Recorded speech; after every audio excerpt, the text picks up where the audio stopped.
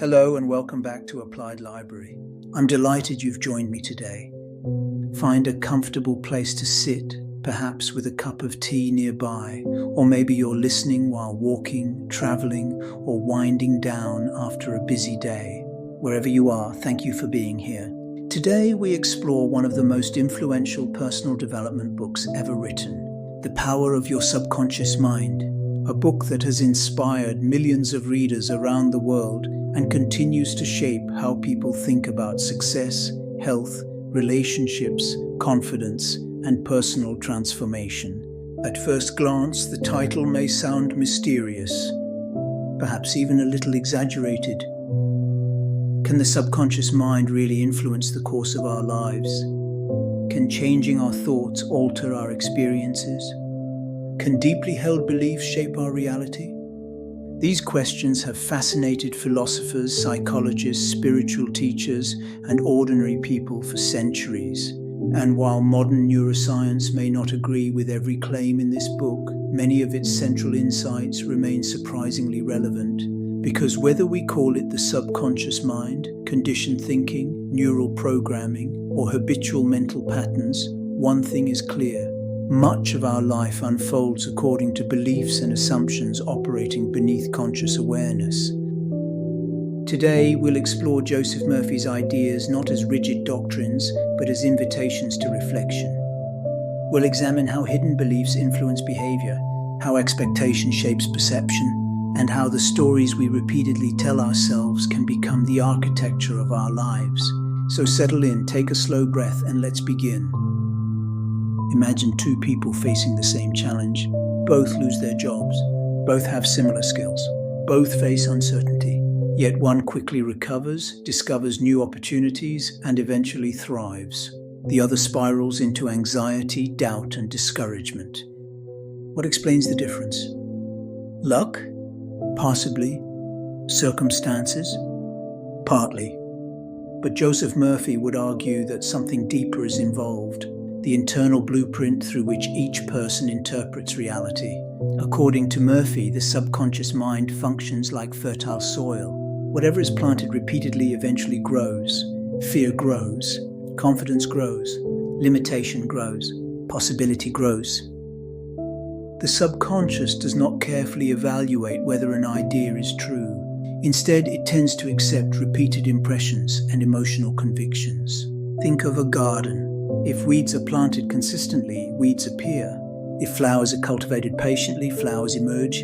The soil itself remains neutral. It simply responds to what it receives. Murphy believed the mind works similarly, not because reality magically rearranges itself overnight, but because beliefs influence perception, behavior, decisions, and persistence, and those factors profoundly shape outcomes. Most of us inherit countless assumptions without consciously choosing them. Some arrive from family, some from culture, some from childhood experiences, some from painful moments we barely remember. A child repeatedly told they are incapable may carry that message into adulthood. Another child encouraged to experiment and learn from mistakes may develop resilience. Years later, both individuals may believe they are acting freely. Yet invisible programs continue operating in the background. Modern psychology recognizes something similar. We speak of schemas, conditioning, cognitive patterns, and implicit beliefs. Murphy described these dynamics in the language available to him. His core message was simple. If you want to change your life, examine the beliefs beneath your visible actions. Many people attempt transformation at the surface level. They change goals, change jobs, change cities, change relationships, yet the deeper assumptions remain untouched. Eventually the same patterns return, different scenery, same script. Murphy invites us to become detectives of our inner world. What do we repeatedly assume about ourselves? About money? About success? About health? About love? The answers often reveal the hidden architecture directing our lives. One of the book's central ideas is that repetition influences the subconscious mind. This insight appears almost everywhere in human life. Athletes repeat movements. Musicians repeat scales. Languages are learned through repetition. Advertising depends on repetition. Political slogans depend on repetition. Social narratives depend on repetition. The mind absorbs what it encounters consistently. Murphy encourages deliberate mental repetition, not mindless positivity, not denial of reality, but intentional cultivation of constructive beliefs. Imagine someone constantly repeating, "I always fail, I never get opportunities, nothing ever works out." Over time, these statements begin shaping expectations, and expectations influence behavior. A person expecting failure often notices evidence supporting failure while overlooking opportunities. The reverse can also occur. Someone who develops confidence begins seeing possibilities previously ignored, not because reality changes instantly, but because attention changes, and attention directs action. This is one of the most practical insights in the entire book. What we repeatedly tell ourselves matters. The internal dialogue becomes a rehearsal for future experience. Imagine a sculptor standing before a block of marble. At first, there appears to be nothing inside, only stone. Yet the sculptor carries an image within, a vision, a possibility. Every strike of the chisel follows that internal picture. Without the vision, the stone remains untouched. Murphy suggests our subconscious works in a similar way. The images we hold repeatedly become templates guiding behavior. Many people unknowingly carry images of limitation, images of failure. Then they wonder why life feels constrained. The subconscious acts like the sculptor's vision. Whether empowering or limiting, it gradually shapes experience. This does not mean every dream automatically becomes reality. Life is more complex than that. But internal images influence the direction of effort, persistence, and perception. And over time, those forces accumulate. The sculptor's masterpiece emerges not from one dramatic blow, but from thousands of small actions aligned with a vision. The same may be true of personal transformation. One of Murphy's most fascinating observations concerns fear.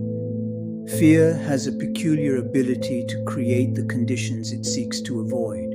Consider public speaking. Someone fears embarrassment. They become tense. Their breathing changes. Their concentration weakens. They stumble over words. The feared outcome becomes more likely. Or consider relationships. A person fears abandonment. That fear produces insecurity. The insecurity creates tension. The tension strains the relationship. Eventually, the feared outcome arrives, not because fear possesses magical powers, but because fear influences behavior. Murphy argued that many people unknowingly impress fearful expectations upon the subconscious mind. Then they interpret resulting difficulties as evidence those fears were justified.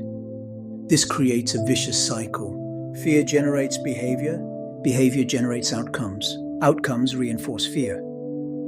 Breaking this cycle requires awareness, not suppression, not pretending fear doesn't exist, but recognizing it and consciously choosing different mental patterns. Murphy placed extraordinary importance on imagination. To many people, imagination sounds childish, something reserved for artists or dreamers. Yet imagination quietly directs much of human life. Every invention begins as imagination. Human beings are constantly creating mental simulations of the future. The question is not whether we imagine. The question is what we imagine. Do we repeatedly rehearse disaster, or possibility, failure, or growth? Murphy encouraged readers to use imagination intentionally, to envision desired outcomes calmly and repeatedly. Again, not as fantasy detached from reality, but as preparation for reality. Elite athletes do something remarkably similar. They mentally rehearse performance before competition. Musicians visualize successful execution. Surgeons mentally practice procedures. The mind often responds to vivid mental rehearsal in powerful ways. Murphy recognized this long before visualization became mainstream. One of the book's most memorable teachings concerns the moments before sleep. Murphy believed this period offered unique access to the subconscious mind. Think about the final thoughts you carry into sleep. Sometimes they linger. They influence dreams. They shape emotional states. They accompany you into the next day. Murphy advised using these moments wisely. Instead of rehearsing worries, he encouraged readers to focus on desired conditions: peace, health, confidence, solutions, gratitude. Whether one accepts his full theory or not, the practice contains wisdom. The mind often continues processing unresolved questions during sleep. Many people have experienced waking with fresh insights after resting. Scientists, writers, inventors, and artists have reported similar experiences throughout history. The unconscious mind continues working even when conscious attention fades. Murphy invites us to provide it with better material. Some of the book's most controversial chapters involve healing. Murphy believed mental states significantly influence physical well-being. Modern science would approach these claims with caution, yet there is substantial evidence that stress, expectation, belief, and emotional states affect health in meaningful ways. Placebo effects demonstrate this clearly. Expectation can influence real physiological responses. Stress affects immunity. Anxiety affects sleep. Hope influences recovery. Optimism can improve resilience. Murphy's deeper point remains valuable. The mind and body are not separate kingdoms. They communicate constantly.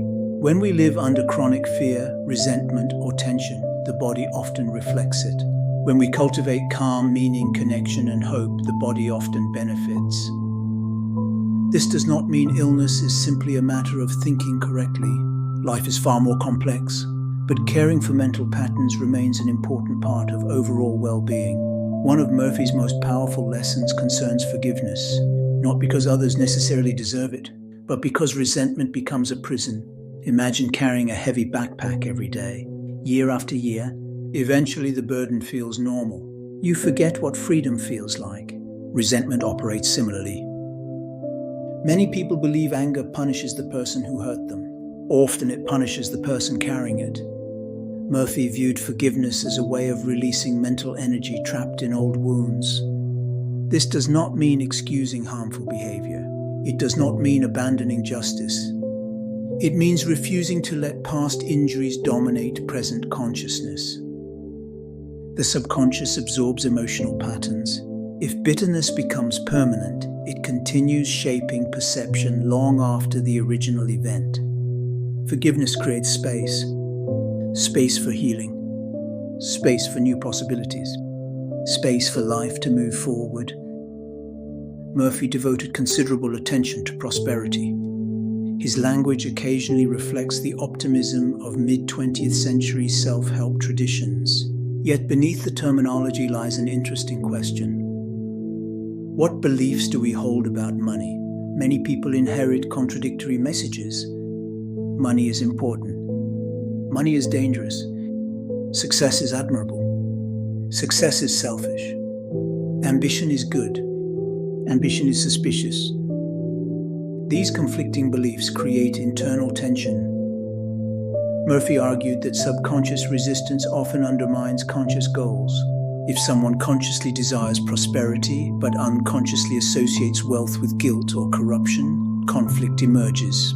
Part of personal growth involves examining these hidden assumptions. Not worshipping money, not rejecting money, but developing a healthier relationship with resources.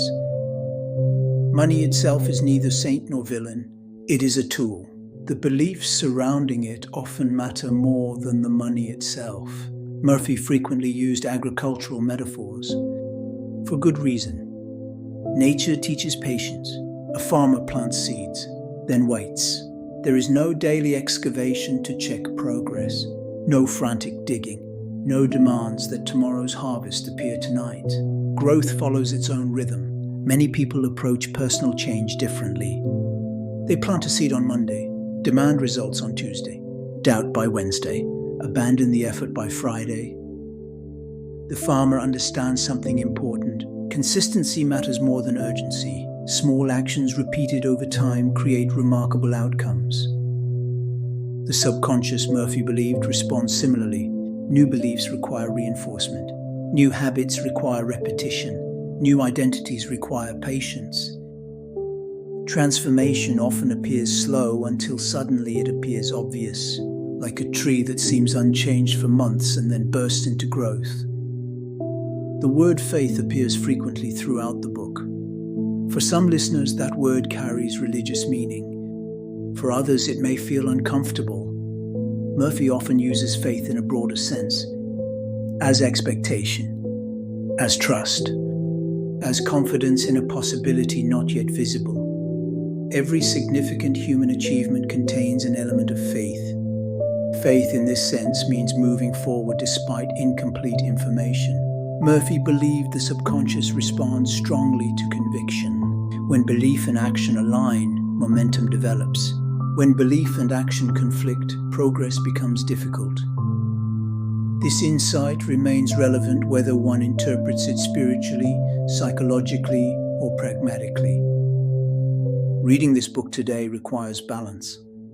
At its heart lies a profound observation. Human beings are shaped not only by external circumstances but also by internal narratives.